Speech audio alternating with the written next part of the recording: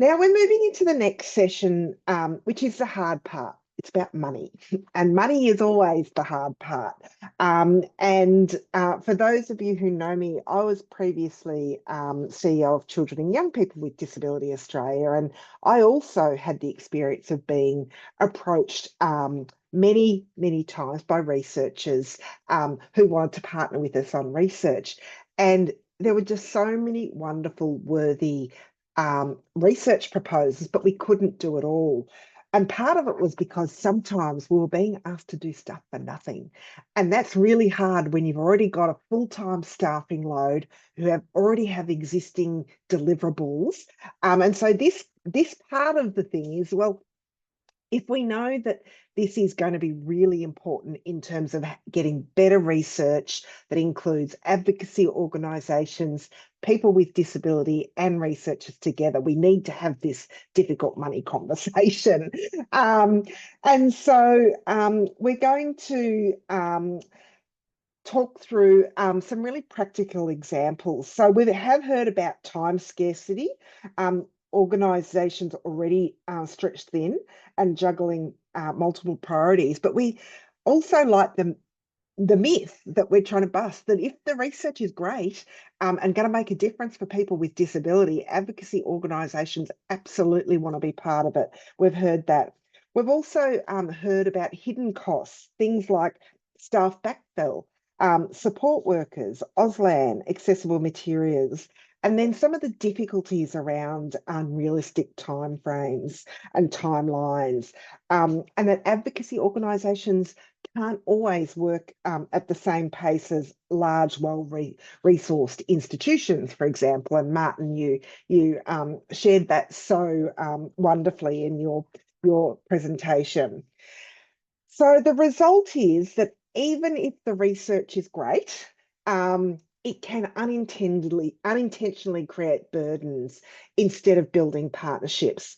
So in this session, you'll hear directly from two leaders who'll share their experiences of both the challenges when partnerships aren't resourced fairly and what looks like when they are. As you listen, I'd like you to reflect in the chat on the question, what could I do differently to build time and access costs into my research planning? To start with, I'm very pleased to welcome Dr. Amy Conley Wright, who's the Policy and Advocacy Manager at Inclusion Australia and a professor at the University of Sydney. Amy straddles both worlds, so you can share the experiences there. Amy will share what it looks like when partnerships are properly resourced from the start and how that makes space for authentic collaboration. So over to you, Amy. Thank you so much, and thank you for the invitation to speak. There's been so many great insights shared today. So I've been in academia with my discipline of social work for 20 years and have always partnered with organizations and governments. And for the last year, I've been on the other side of the research partnership collaboration, which has been very eye-opening, as the Policy and Advocacy Manager at Inclusion Australia, the national voice for people with an intellectual disability and their families. And you heard earlier from my colleague, Luke. From Inclusion Australia's perspective on resourcing for research, two important things to share. First, as with other disability representative organizations, our funding supports our systemic advocacy and our project work. So we have limited time and resources for research partnerships, as has been mentioned by other speakers. So we need to carefully consider each research approach in terms of our capacity and its potential to contribute to our organizational and advocacy priorities. Second, at the same time, as an organization, we're deeply committed to building the evidence about the needs and the interests of people with an intellectual disability and their families. So we very much welcome people to approach us. Developing and sharing evidence is one of our strategic goals. Historically, many people with intellectual disability have been excluded from research, and we recognize the value that we bring to research and how essential high-quality co-designed research is to make a persuasive case for our systemic advocacy.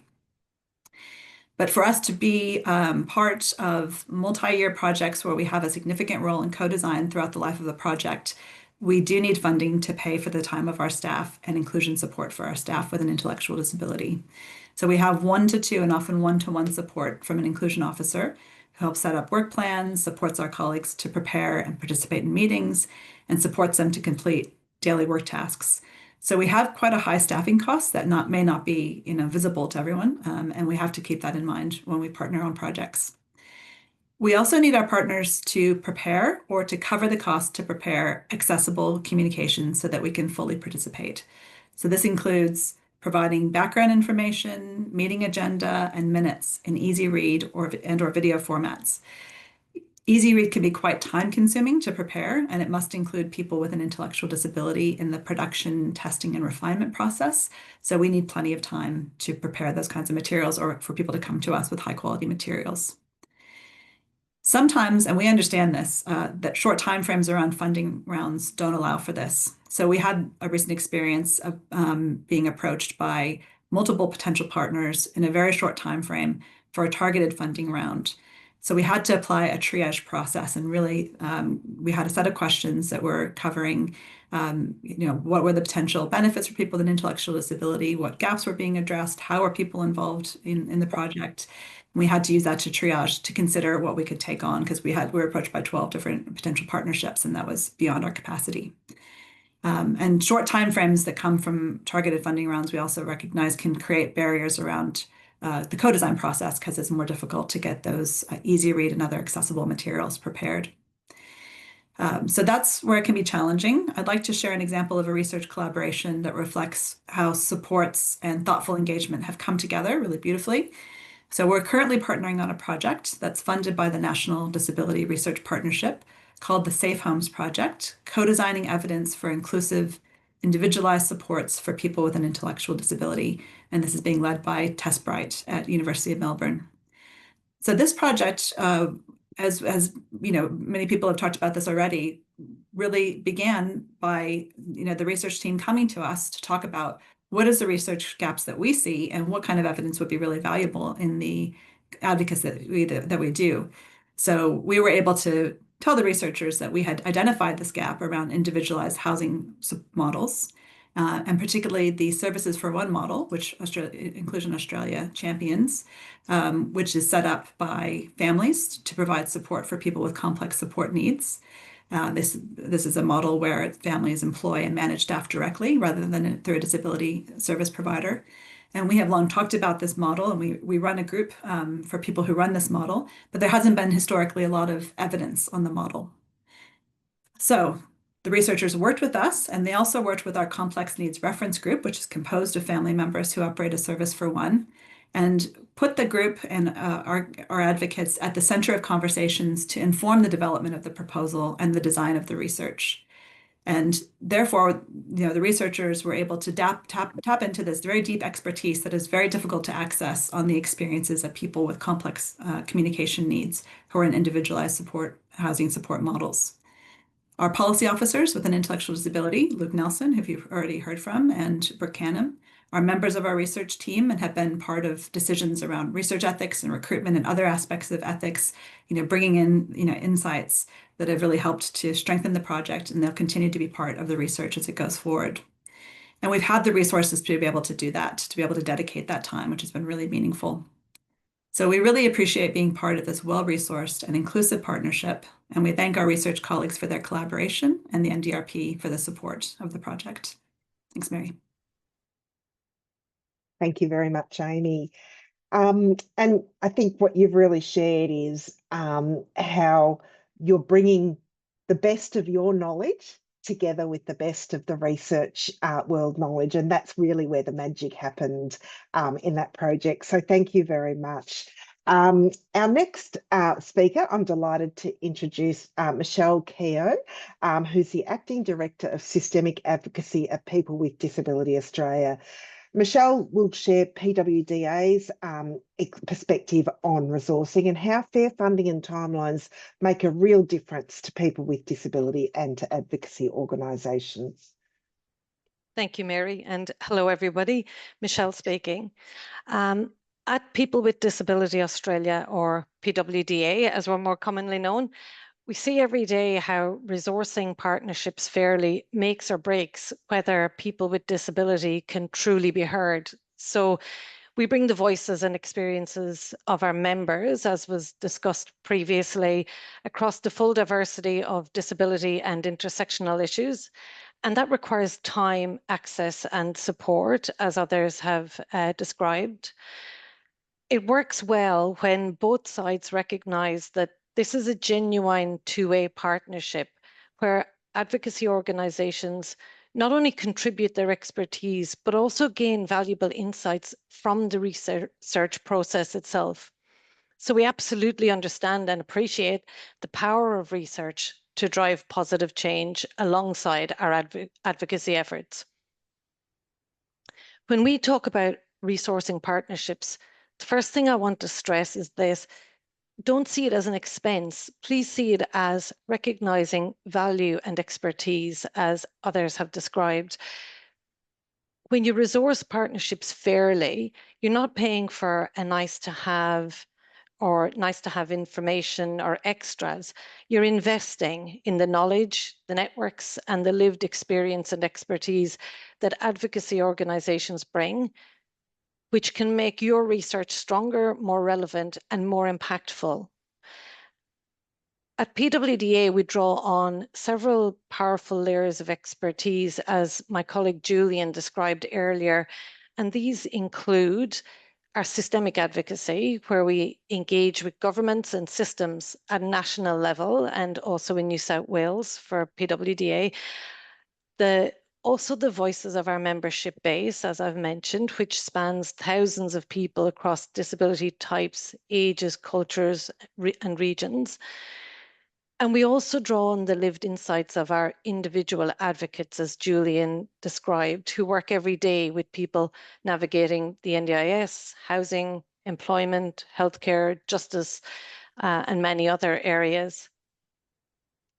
Brought together, this means we bring both the big picture policy perspective and the on-the-ground experiences of people whose voices often don't reach decision makers. And that's the depth and breadth of expertise that fair resourcing can unlock. It works well when researchers understand the value of our expertise, not as an add-on, but as central to the research.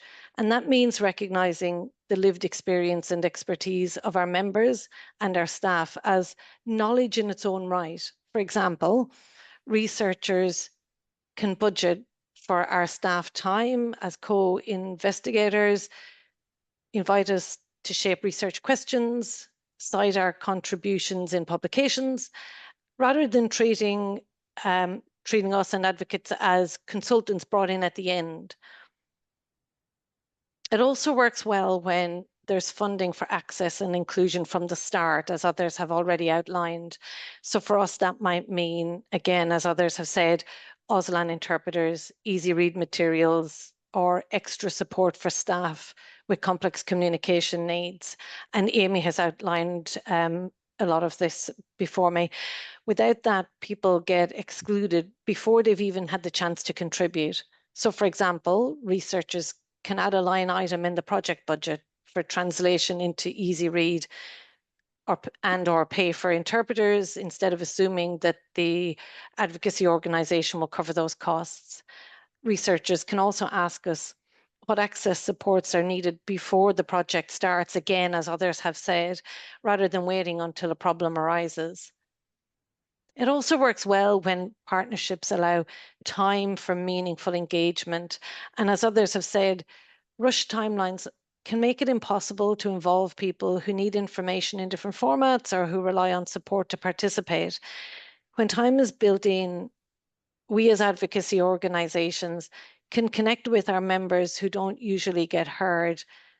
And that can include, for example, people from culturally diverse backgrounds, regional and remote areas, and people with multiple marginalized identities. So for example, researchers can build in longer consultation phases to allow easy read testing or schedule meetings at times that allow members in different states and territories to join, or instead of and not expect rapid turnaround, say, for example, within a week. And I won't delve into that too much because others have described what that means and how it can work well.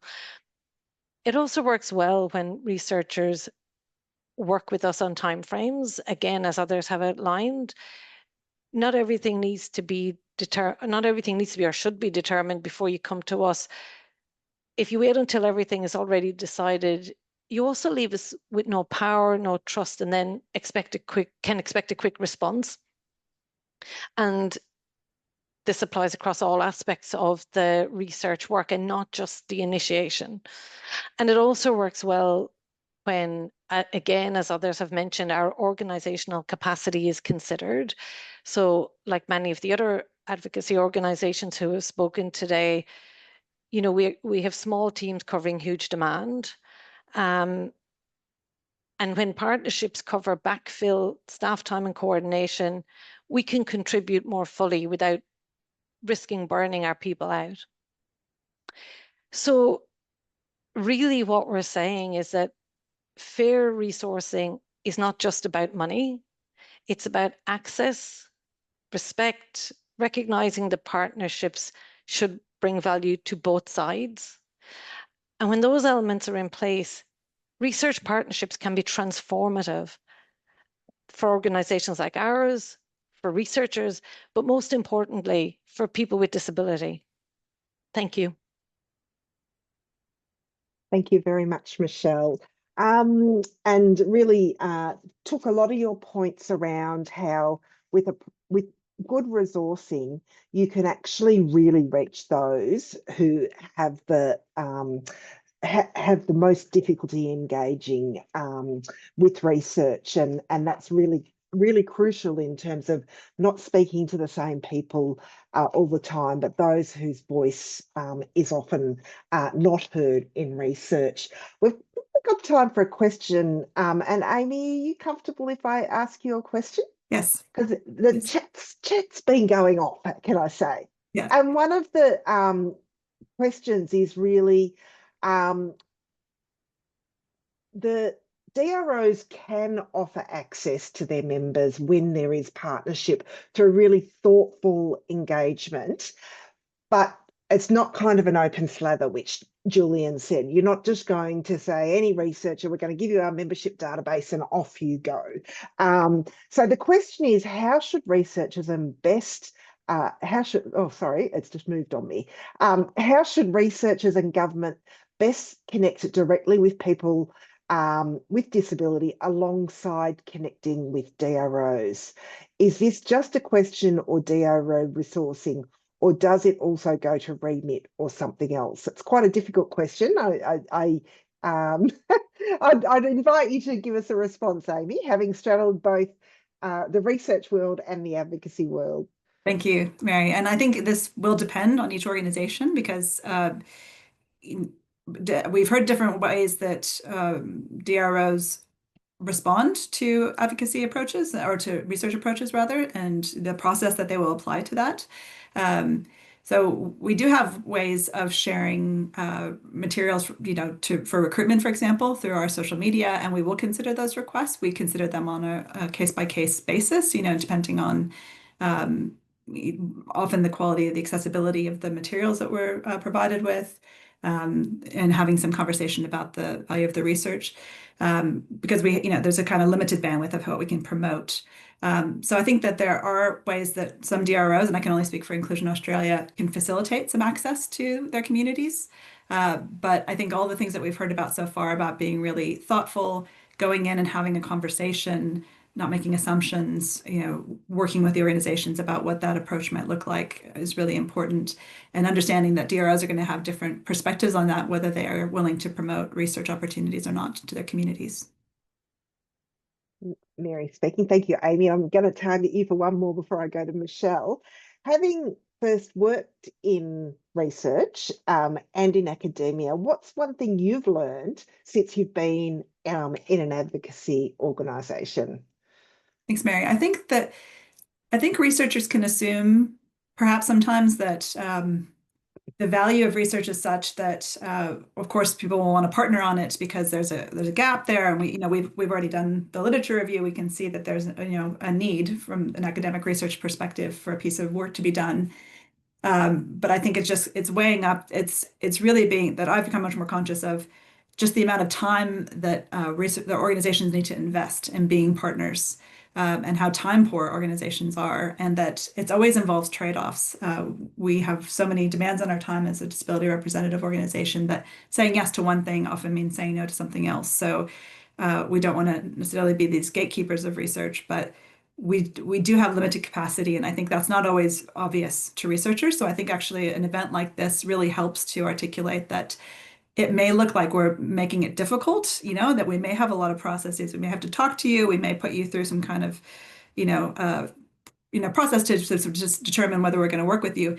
And it's not a gatekeeping function. It really is depending, having these scarce resources, what can we invest in? And how can we make sure we do engage with what's going to be the most meaningful and high quality research possible, given our limited capacity to engage? Thanks very much, Amy. And over to you, Michelle. I'm going to ask you a question that was in the chat. It said, on more than one occasion, we've approached advocacy organisations to be told that they are at full capacity. So funding needs to be a priority so people with disability can get in the door, then at the co-design table. How would you respond to that? Thank you, Mary, and thank you for the question. I would respond with a couple of points. There are a couple of factors. Funding is absolutely one of the factors. And I mentioned earlier potential for backfill, for example, but that takes time. Which brings me to my other point, which is the more time and advance notice we have, the more we can plan to make it work. And the reason I say that is, as every organization who has been represented here today has said, we kind of work at full capacity all of the time, or maybe beyond full capacity a lot of the time. But we are able to plan in advance. And so a few people mentioned sort of short turnaround times, which are absolutely understandable. And sometimes either the grant or the research grant application process or otherwise kind of has a short time frame itself. And so sometimes that's unavoidable. But if something comes to us at short notice, we're less able to make it happen. And yes, absolutely, funding is a critical part of making it happen. So that's a yes to funding. But the funding in and of itself won't 100% make it happen. We then have to work that funding into our advanced planning, the capacity, the time capacity. And also a few people mentioned things like connecting with our members, for example. And so that's something, as Julian pointed out earlier, we carefully plan that over time. It's, there'll be many, many ways, either through requests to be involved in research, or submissions that we need to provide, or consultation with, government agencies. And so it's not just a case of reaching out to members ad hoc. It's something that we need to, again, prioritize. So I'm not sure, Mary, if that really goes to answer the question, but I think the summary of the answer is there are many factors, of which funding is an important one, but there are other enabling factors as well. No, absolutely answered the question. And I think what you're talking about too is that need for long-term research partnerships as well. So, yes. So it's not just dependent on new funding grants come out and let's do partner. It's about those long-term partnerships so that you can plan in detail.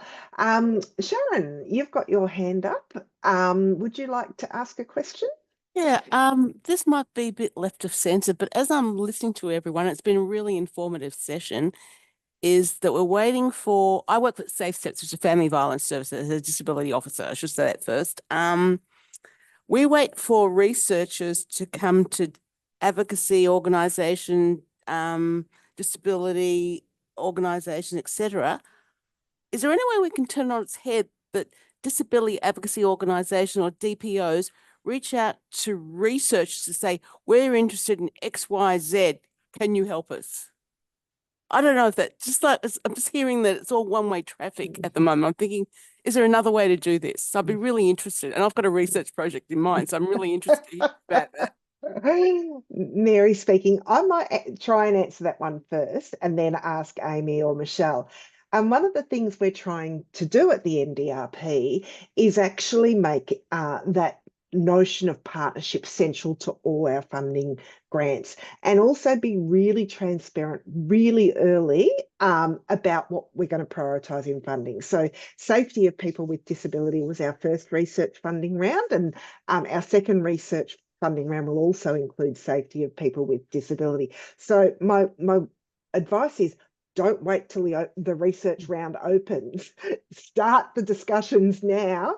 We're opening our second round in February. So I think we at the NDRP, for our research funding, will try and give as much notice as feasibly possible so people don't have to wait until the grant applications open, for example. And also having sessions like this where people can come together and to create connections for each other. But Amy and Michelle, your thoughts on kind of flipping that approach on its head in terms of rather than researchers coming to advocacy organisations with a research idea, how that could change the other way. So if you've got any reflections or thoughts. I can share a thought, and then happy to say sorry, Michelle. I think part of it is, people have already talked about this, is building trusting relationships. So I think we're most likely probably, if we can identify a gap in research, to go where there are already some existing partnerships, so sort of known people. And I think also NDRP has a great role to play too in this, in terms of bringing the whole sector together to kind of really think through thoughtfully where we could address research gaps. Yeah, but I think that often, if we do think of things where there are gaps, we often kind of go back to people where there have been research partnerships and there's trust established. So I think that really speaks to the importance of building these relationships. Thank you. Mary speaking. Thank you, Amy. And Michelle, did you have any further reflections? I would agree with what Amy said, that there are trusted relationships that are already built, and that does happen, and we do identify gaps. So it probably does work both ways, but maybe more of researchers approaching advocacy organizations. But I would say there's absolutely research initiated, gaps identified and research initiated by organizations as well. And also just wanted to, the first thing that actually came to mind when you asked that question was that I think the NDRP plays a really, comes to mind in terms of as many organizations bringing us together at times to identify those gaps, which I think is really important as well, to do it as a collective, as well as obviously doing it individually within our organizations. And, I, for one, love the role that the NDRP has been playing in that. And yeah, that's what I would add to that. Thank you, Mary. But it's a really, really good question. I love that question. Yeah. Mary speaking, and perhaps talks to some of the future work we may need to do as well, in terms of having collective discussions around evidence gaps and where they are. Well, thank you very much, Amy and Michelle, for your insights on that really sticky question about money. It's always hard talking about the dollars, so really appreciate you doing this. It's time for a short break, and then we're going to hear after the break about some long-term partnerships and what's been the key to some of those successes in creating some of those long-time advocate DRO partnerships. So